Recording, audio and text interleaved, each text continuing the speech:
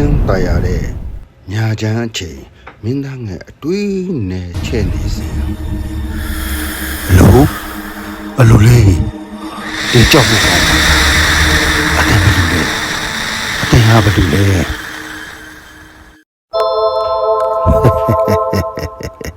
မကြောက်ပါနဲ့အတဲမင်းသားမကြောက်ပါနဲ့ကြောက်ပါရှင်ဒီဝတ်တဲ့လန့်လိုက်တာဖေဟာပစားကြောင့်ဒီချိန်ကြီးကြွလာရတာလေမင်းသားရဲ့အကျိုးအတွက်ပေါ့မင်းသားသာဒီတိုင်းပြည်ကိုအခုအုပ်ချုပ်ရင်ရာဇဂိုပြည်ကြီးဟာ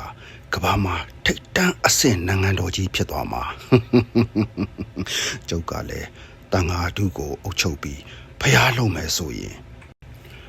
ဒီသာသနာကြီးဟာကဘာကြီးတစ်ခုလုံးကိုလွှမ်းခြုံသွားမှာမင်းသားရဲ့သိလား